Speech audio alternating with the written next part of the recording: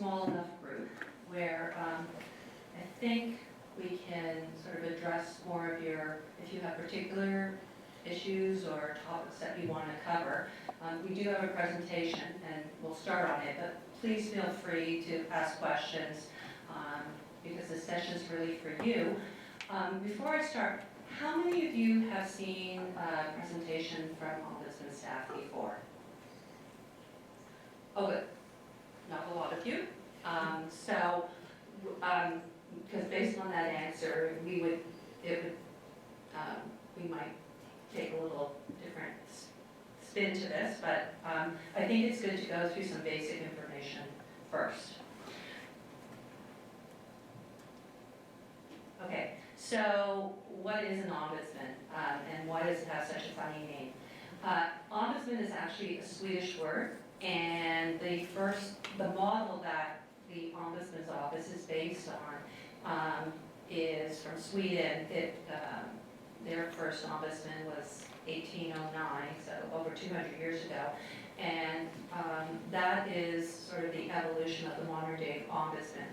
And an ombudsman, if you look at its definition, it's really a citizen representative. It looks into government or organizations. Our office is a legislative ombudsman, which means we're impartial and independent from the organizations that we oversee. Through the years, there have been a lot of different kinds of ombudsmen popping up. There are internal ombudsmen. As a matter of fact, out of the 21 publicly funded universities that there are about 12 universities that have their own internal ombudsman. By the way, ombudsman is a new gender-neutral word.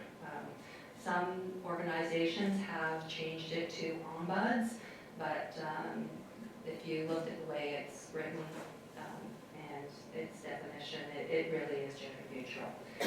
So, the current ombudsman in Ontario is Paul Dubé. Paul Dubé was appointed April 1st, 2016. The ombudsman is appointed for a 5-year term. It is renewable.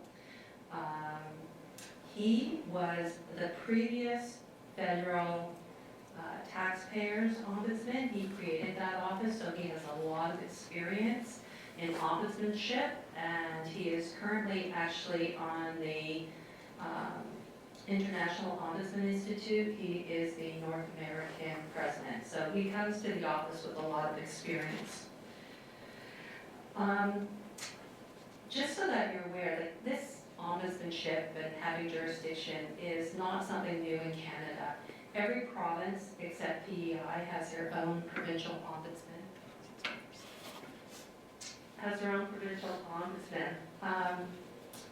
And when we got jurisdiction over universities, we were, at that time we actually got jurisdiction over municipalities, universities, and school boards. We were behind most of the provinces in terms of jurisdiction over those public sector bodies. So this is not something sort of new to the Canadian landscape.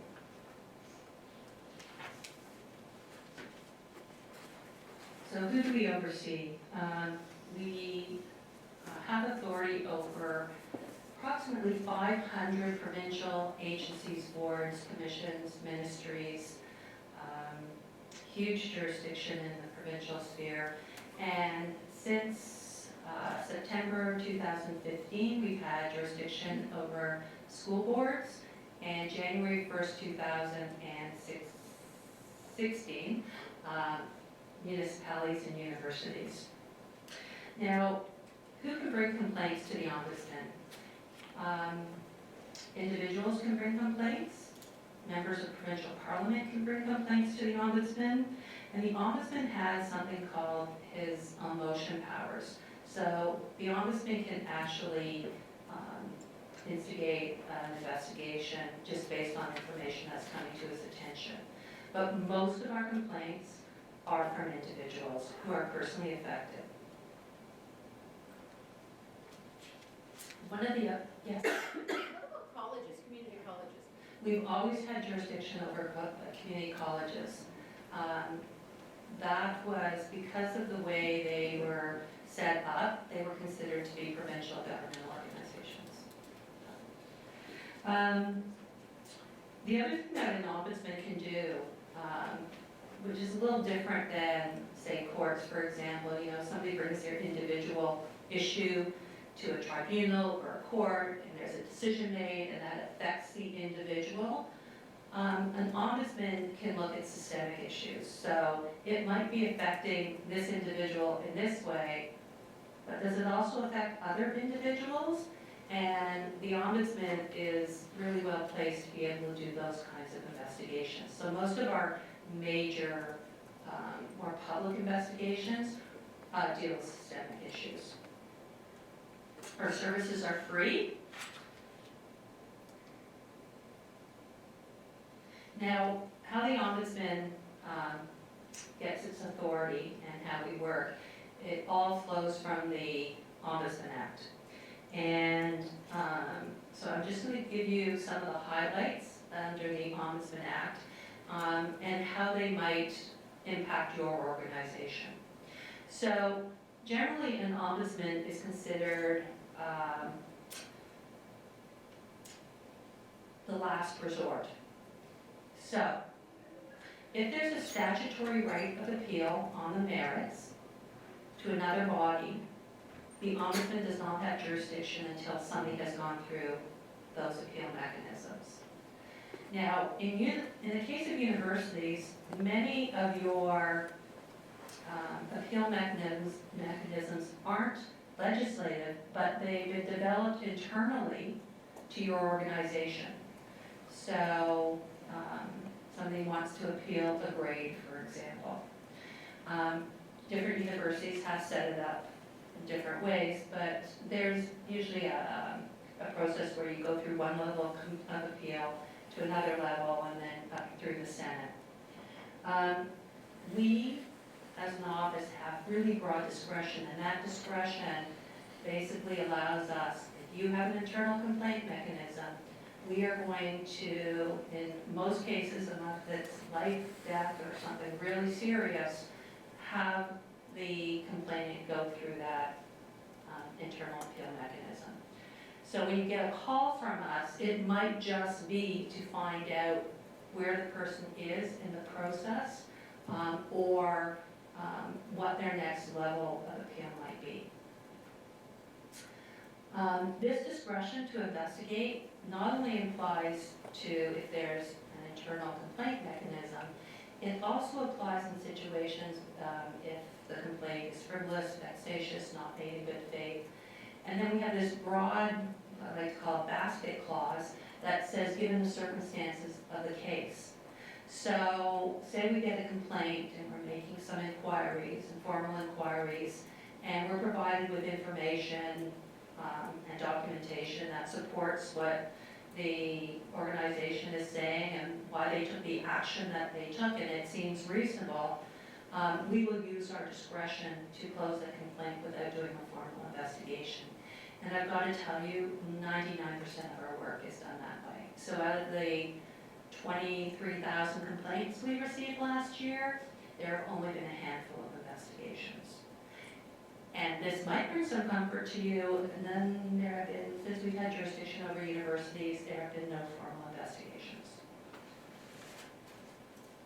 If we were going to do a formal investigation, since I am talking about the legislation, there would be a notice sent to the head of the organization. It's usually the president, but it depends. There's some provisions in the legislation I won't get into right now. But you would know about it.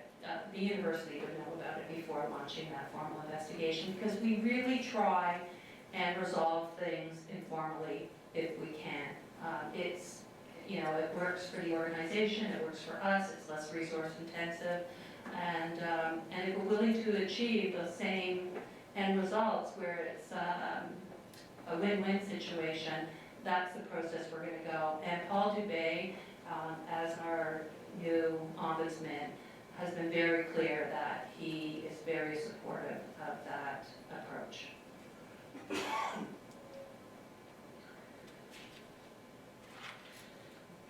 So when we do ask for information, under the Ombudsman Act, officials, employees of organizations that we have authority over are obliged to give us that information.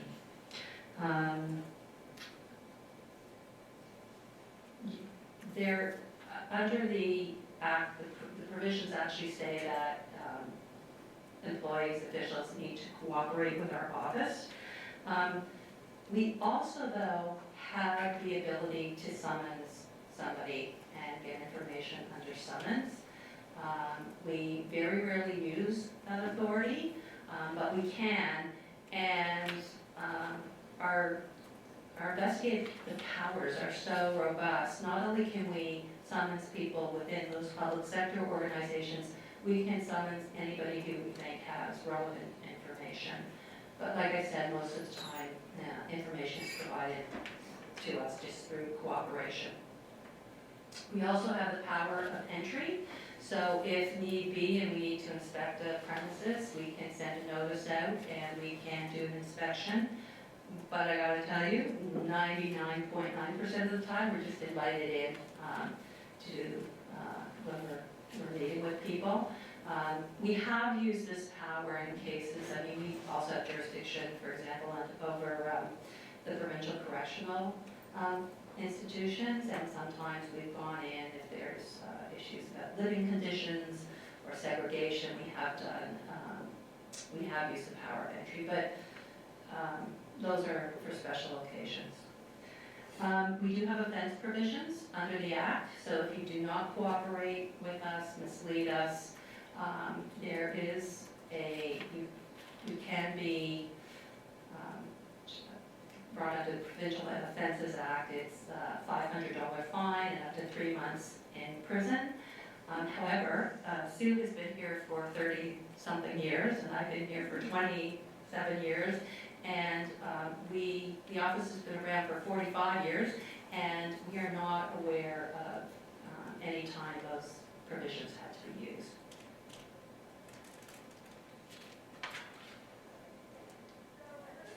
So what does the Ombudsman actually investigate or look at? And under the Act, it's very clear it's administrative conduct. So what does administrative conduct mean? It means the acts, decisions, omissions, recommendations that are made by the public sector organization.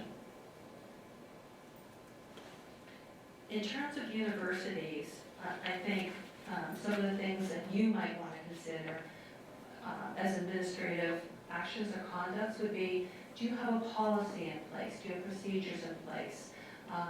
Were they followed? If they weren't followed, is there an explanation why they weren't followed? Has the decision been communicated to the person who is going to be affected? Those are the kinds of things that an ombudsman is going to look at in a university setting. So what is our greatest power? Just so that you know, we can't make orders. The ombudsman can't order anything.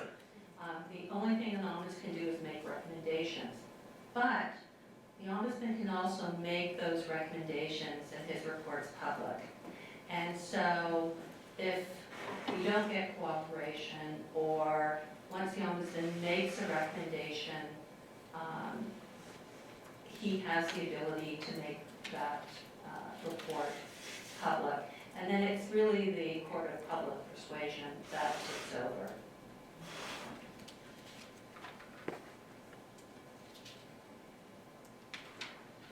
So the other thing, and I think this might bring you some level of comfort, is we close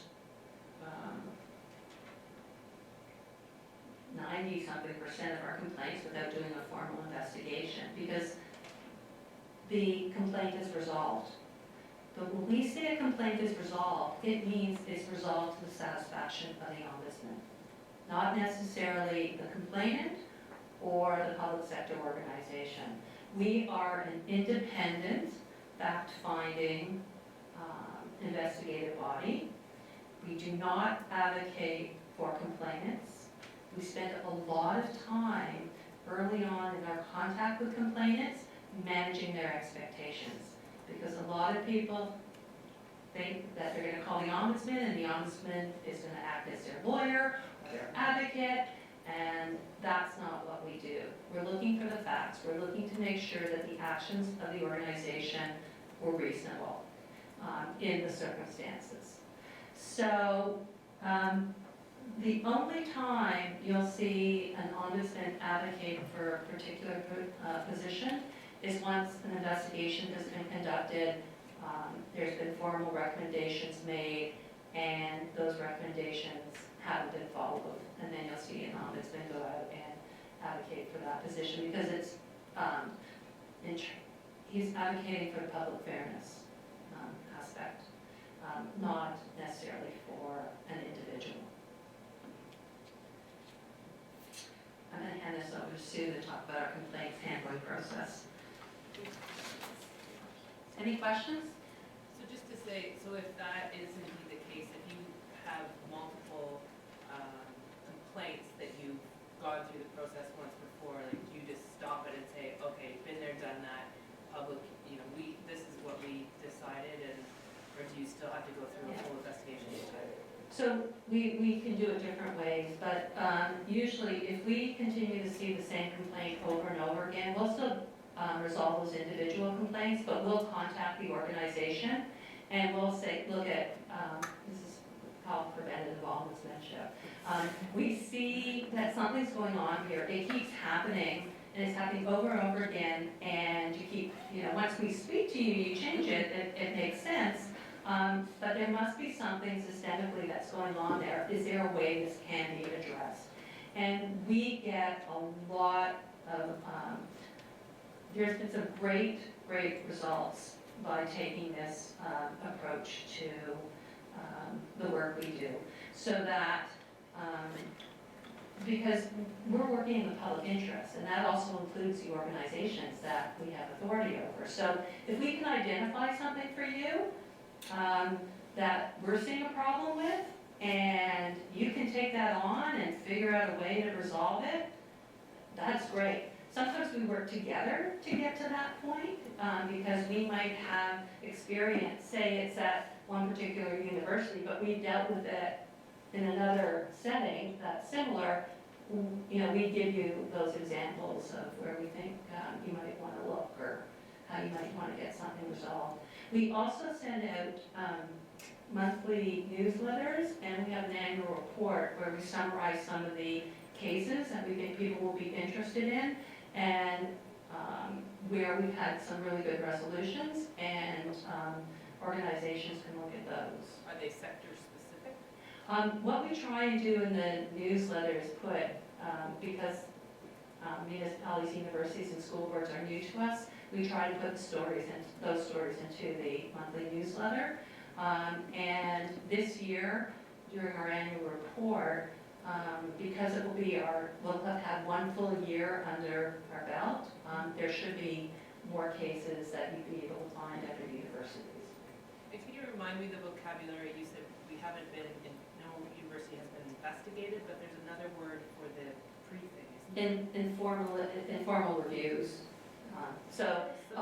There's okay, so when we get a complaint, Yeah. most of the time, we'll either look at it and on its face, we'll say, this makes sense, what happened, and we'll close the complaint. Sometimes we'll make inquiries just to get more information about what happened, and then we might close the complaint. It's only if we still see that there's an issue, and Sue's going to talk more in depth about this, that the ombudsman still isn't satisfied, that it might go to a formal investigation. Because I thought there was something, because we were involved a few months ago with something with the university, and there's certain rules when it's one thing versus the other. I don't remember what the word was to know what that was. You might be thinking of a formal investigation. Once it becomes a formal investigation, all our powers come into play. Versus an inquiry? Or It's an informal inquiry, an informal, yeah.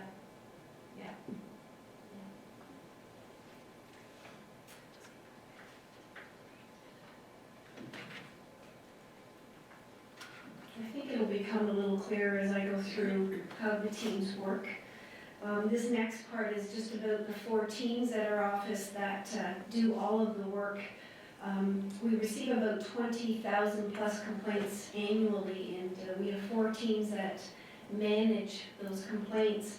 So we have an early resolution team. They're composed of about 40 or more staff. Most of them are lawyers or have a legal background, and they deal with the more easily resolved complaints. The next team is the investigations team and the legal team. Both of those teams deal with the more complex reviews or investigations. And then we have the special ombudsman response team, and that team deals specifically with the systemic investigations. And you may be, if you're familiar with our office and some of the work that we've done, the SORT investigations are generally posted, so most people know about us because of those reports.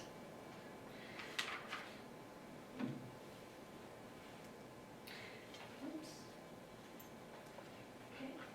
Sorry, I skipped a slide there. So complaints come to us by various means through the mail, phone, email, webmail. People arrive and attend our office for interviews. And as Wendy was mentioning, more than half of the complaints that we do receive, half of the 20,000 plus complaints that we do receive are actually resolved within a week, and three quarters of them are resolved within less than a month. And if we cannot help somebody, we look to provide them with referrals as to who they need to speak with. And often what we're finding is that there are oftentimes communication breakdowns. That seems to be really what goes on in a number of these complaints. And we usually facilitate that, or with a few calls can help to resolve the complaints. So the majority of them are quite straightforward.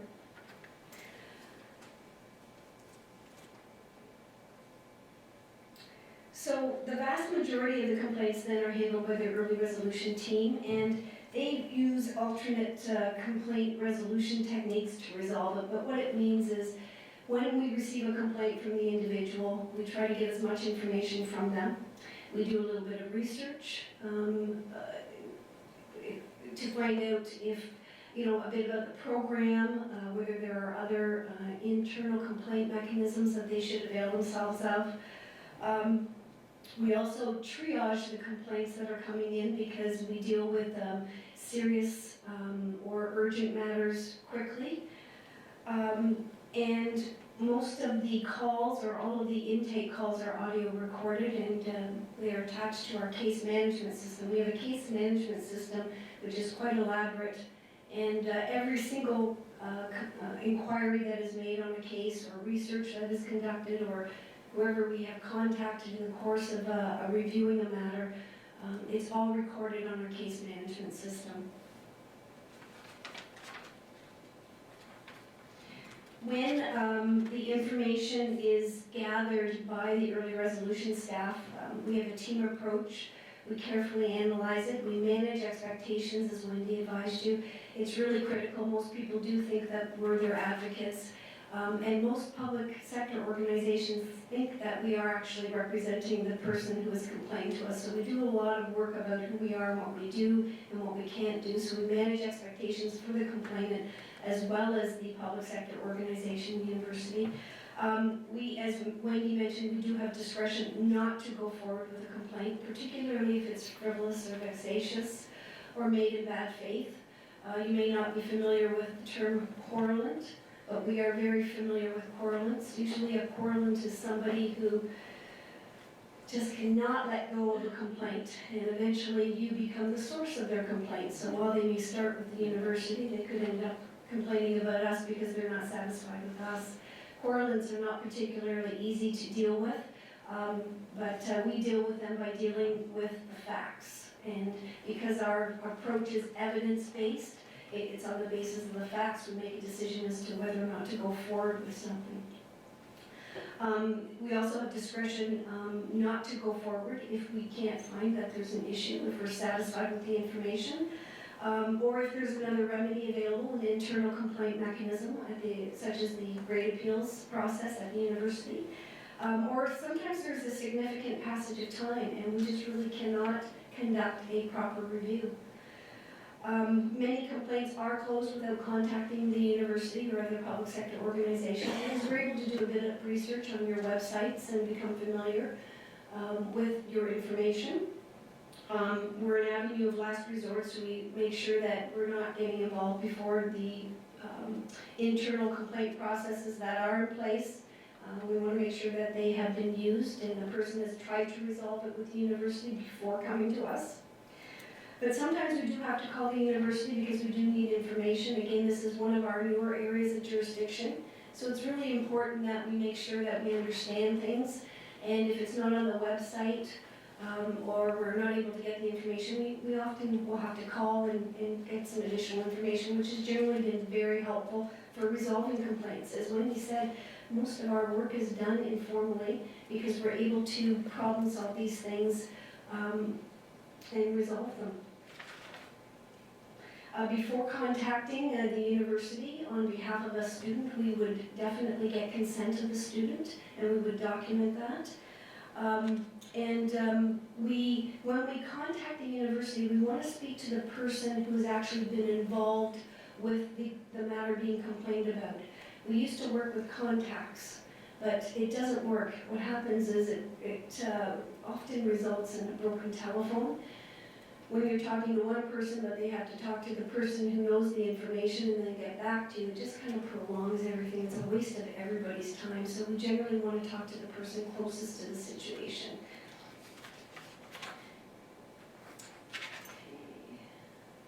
So we track complaints. We are able to track complaints and do what we call trend reports. So we can sort of get a sense of the hot spots with different public sector organizations. And it's very helpful, particularly for the organizations that have, I guess you could say, have the most complaints raised against them, and that's not universities. Right now, you can see it in our annual report, it's the Family Responsibility Office and the Hydro One previously. Hydro One we no longer have authority over, but because for the organizations that we have a high number of complaints against, we usually meet with them on a regular basis to talk about complaint trends because we do want to be proactive. As Wendy mentioned, the new ombudsman is he has a very collaborative approach. He wants to problem solve and work with organizations to make improvements where improvements are identified. We have a really neat wiki system at our office, which was developed by Wendy's team. It's really great because everybody can add information to it, and it saves time. It saves repeated inquiries to universities and other organizations, so it's really appreciated. But it's really an excellent information service that we have within the office. The other thing I wanted to just mention as well, that we have weekly meetings. That's where you see case assessments.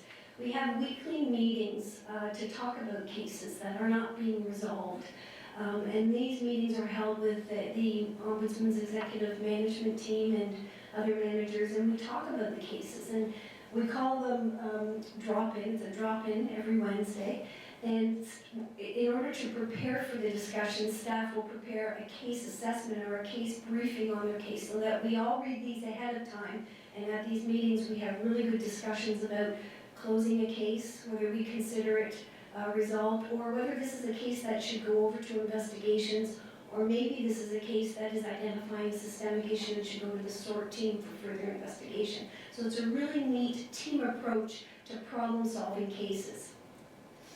So when a case is identified at the weekly meeting for investigations or legal services, because our legal team also are participating in individual investigations or reviews. We generally call them reviews because, as mentioned earlier, a lot of our work is done informally. When we say investigation, it's more the formal review. But I have to tell you, within the last year, I have less than a handful of formal investigations that we've conducted, so it's very rare. We're very fortunate because of the high profile that our office has, particularly with the provincial government, because that's where we have had our authority for 40 plus years. And we're getting more of a profile with the universities and the school boards and the municipalities because we've been doing a lot of outreach like this. But because of our profile, and because of the SORT investigations, government really wants to work out the problems with us because I think they really would prefer not to see their face on a report and go public. But also because I think they know that we are an organization that has an impartial approach. We're not out to get them, we're out to focus, as Wendy said, on the administrative process and to make improvements that will benefit not only from a public interest point of view, but from the government's point of view as well. So when a matter comes over to investigations or the legal team, we continue to conduct our information gathering. We do more site visits. These are usually more complicated cases. Sometimes they're multi-party complaints, multi-levels of government. Sometimes these cases involve a lot of documentation. So we continue to gather more information, interview people, conduct site visits, and we try to resolve. We continue to try to work to resolve the complaint.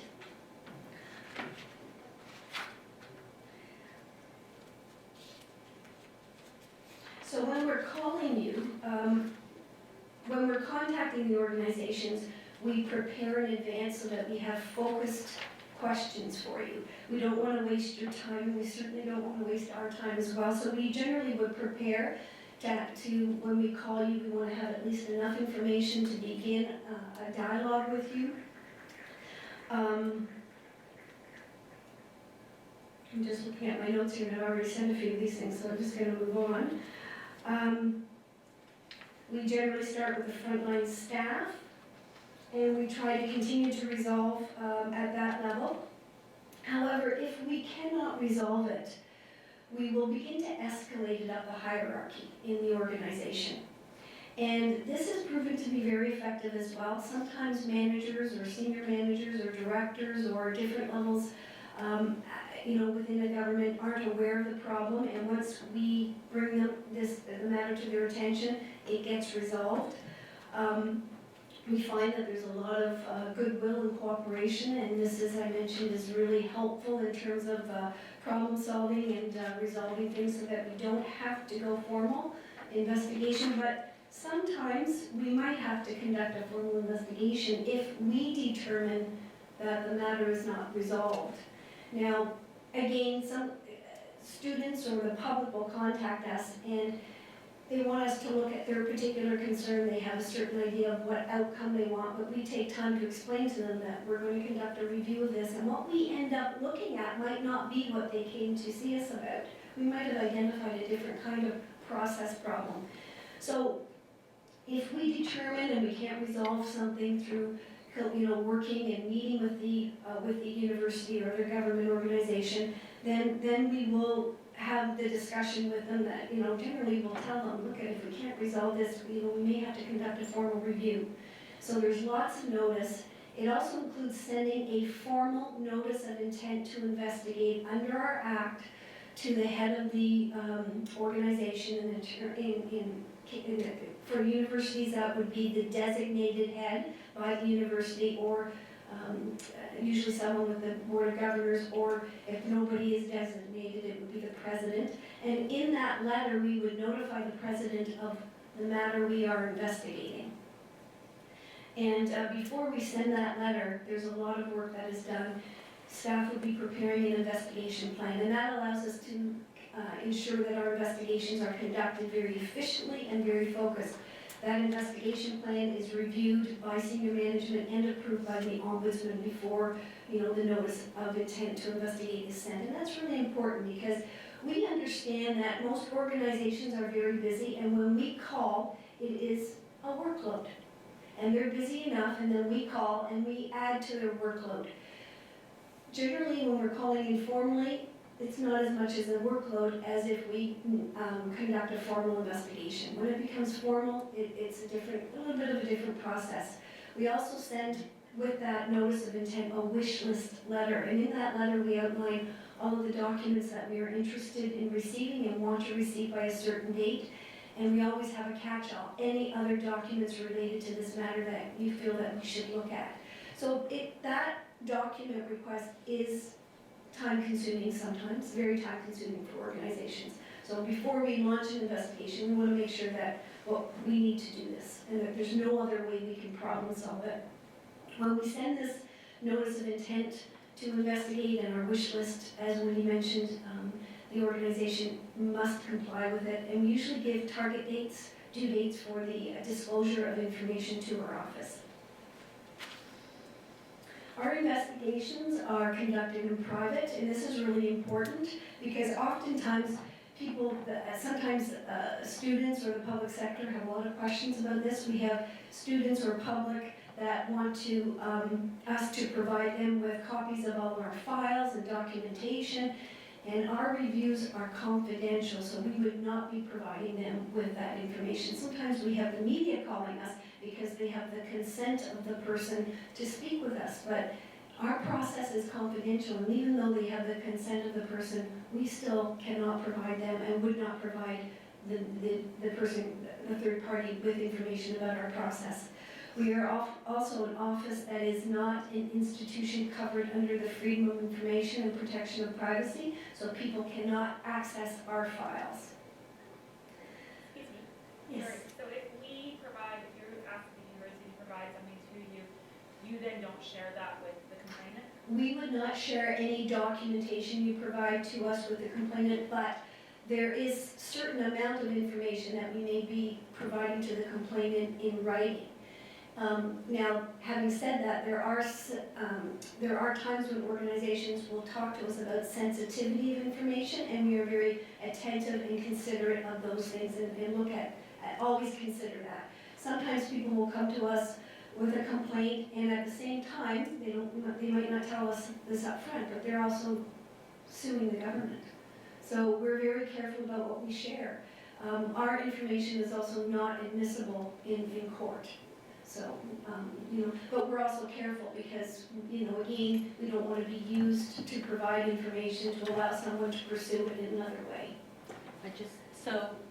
We have an obligation under our legislation that when we close a complaint, we have to give reasons why we're closing it. So we would provide enough information to say, well, this is what your complaint is. This is what we heard from the organization. This is what the law says or the policy says. This is what happened, and based on those circumstances, we're not going to be proceeding.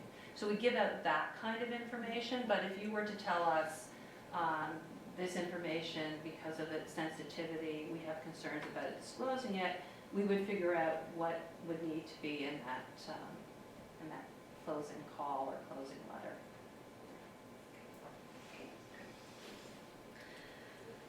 Okay, so most of our investigations are also, or reviews are also resolved without having to make a public report. As Wendy mentioned, some of our cases that are resolved are featured in our annual report, but they're all anonymized.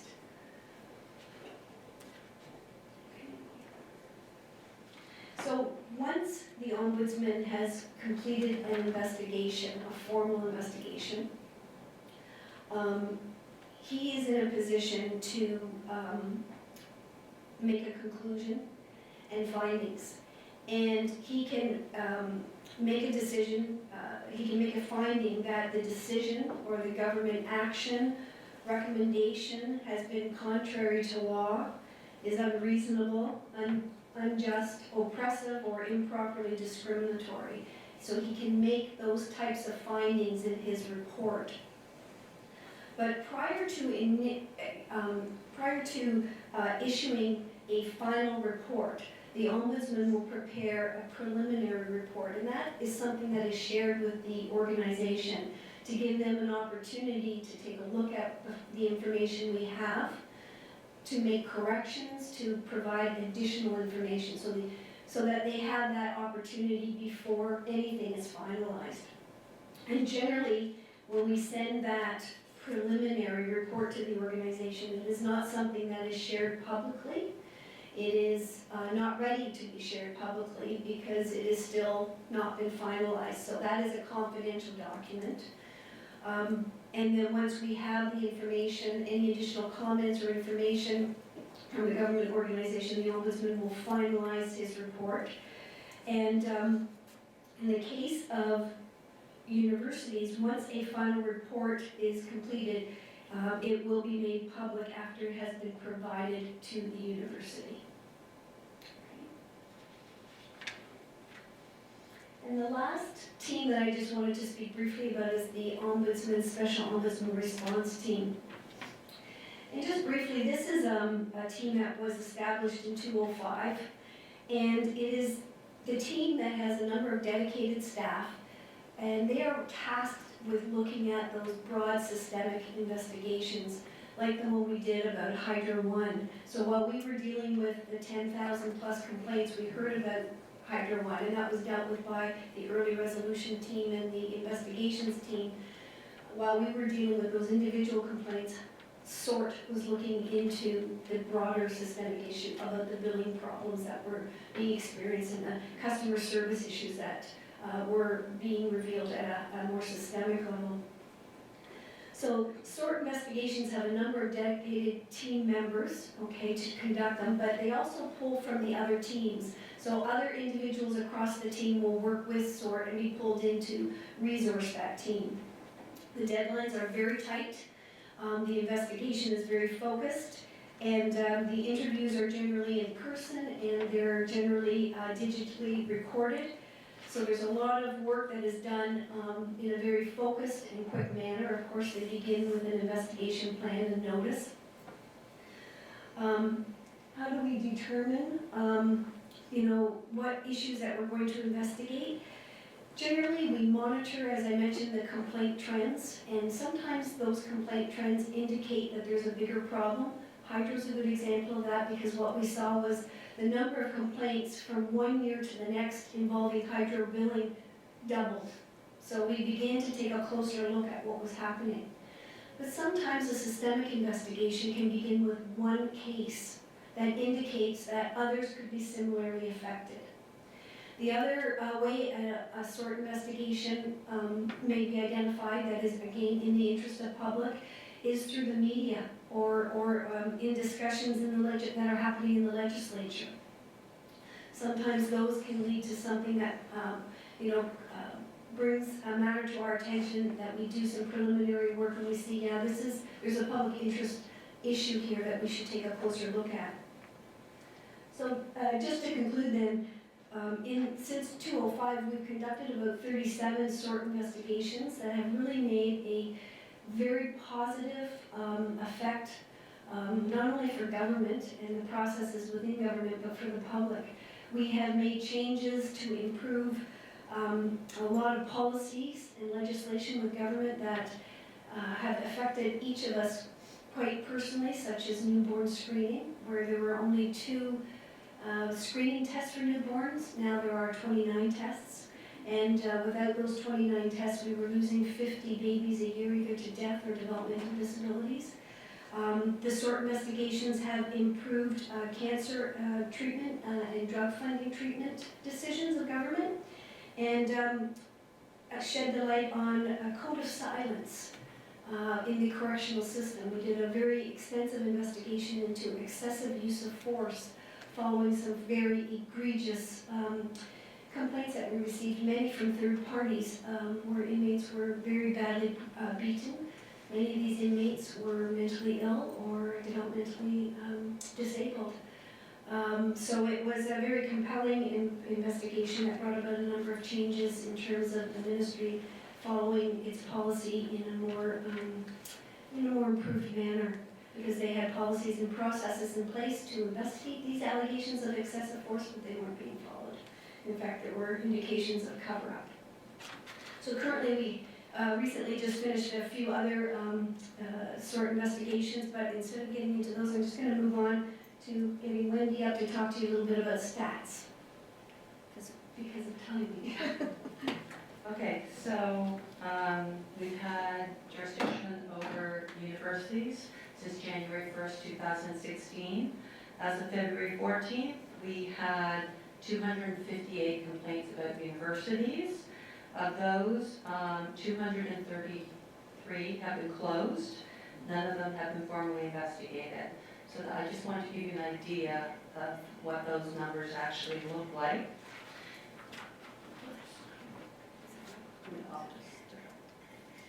So we actually spent a lot of time, well, we were given limited time, but during that time we spent a lot of resources preparing for this new jurisdiction over universities. We started doing really extensive outreach. We met with the Council of Ontario Universities, student and faculty associations, university ombudsman offices, and we went out to explain what we do, how we work, and also to gather information from universities, because you know, the university, one university and the next university do not necessarily operate in the same way. There's 21 different publicly funded universities, and they all have differences in how they're operated. And one of the things we also did was send out a survey to each university to gather information on who we should contact for specific issues, asking about different policies and internal complaint mechanisms that we might have. And we use that information to populate the wiki so that when one of our staff gets a complaint, they can go onto the wiki and see the information that has been provided by the university. We also held a symposium in November 2015 where we invited university ombudsmen and complaint staff at the different universities. You know, some of you have human rights offices and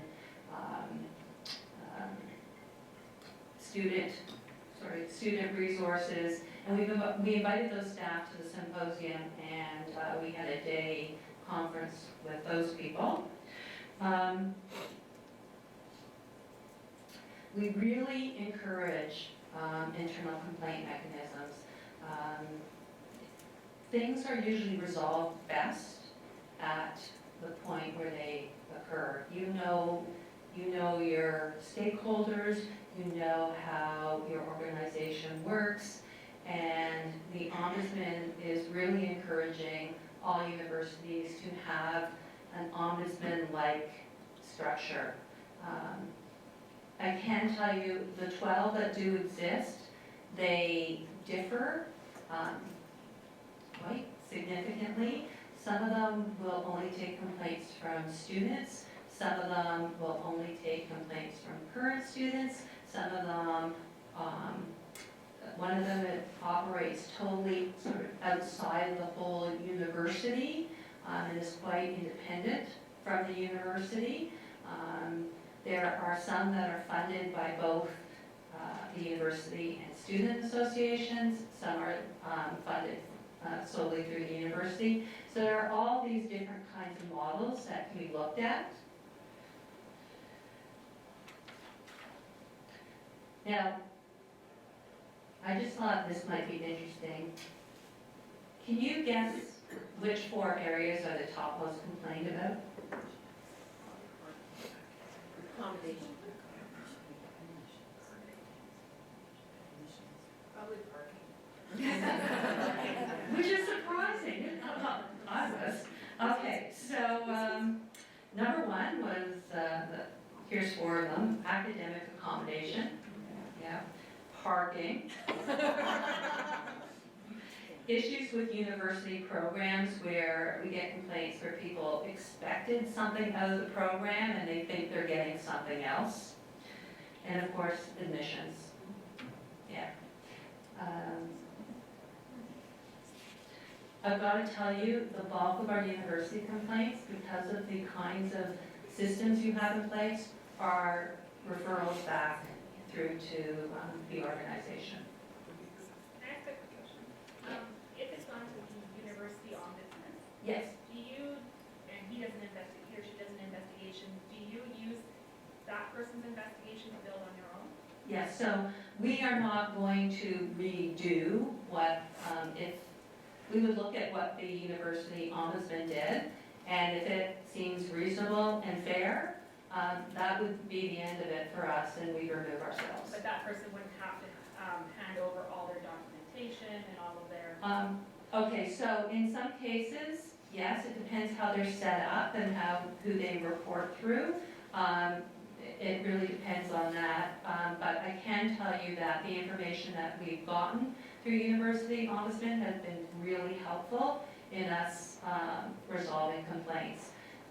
We've had instances where the University Ombudsman has made recommendations, and those to the Senate or to a different body in the organization that haven't been followed. We've sat down with those people, with the university. We asked them questions, and in some of those cases, it's like, yeah, maybe this is something we should consider, even though they didn't at first glance. And in other cases, it's like, here's the reason why we're not doing it, and that makes sense as well. But we're not, we don't want to just sort of add another layer of review. If it's already got, if you've got somebody in place doing it, and they're following a good investigative process. We actually do an annual training course for investigations, and we've had some of these people come to our training and all that, and we learn from each other, and it's been a really good experience. Okay, Sue's going to give you some examples. We've got to finish in 5 minutes. These are pretty quick examples. Just a couple of quick cases that we have been able to resolve. We had a PhD student, or a student enrolled in a PhD program at a university. He had completed 16 months worth of coursework, and when he completed his comprehensive exam, although he did excellent in the coursework, when he did the comprehensive exam, he failed. So we tried to petition it, and he petitioned it to the committee, and the committee upheld the decision that he had failed. Then he took it to another committee, and that committee said, based on a policy, its interpretation of policy, that they could not look at his appeal.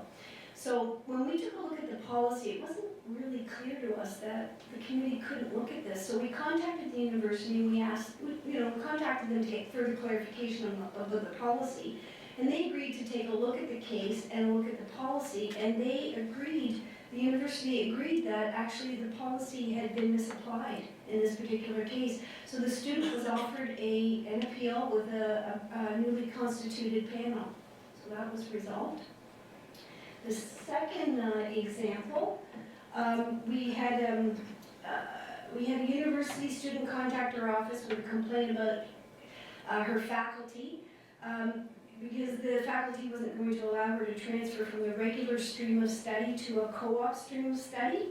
Now, what was just sort of interesting about this, and I think you'll relate to this, we'd also been contacted by her mother, but she asked us not to talk to her mother because her mother had misunderstood the situation, so she asked us not to talk to her mother, so I thought that was a very positive step.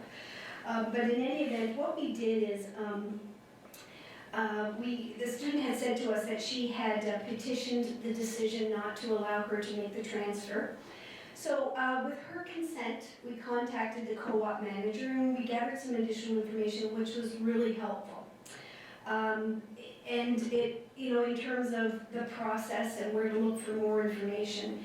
And, it was clear based on that, that the student didn't meet, first, the grade requirement for co-op, to move from the, regular to co-op. And then secondly, she was too far advanced in the regular study to really start the co-op program.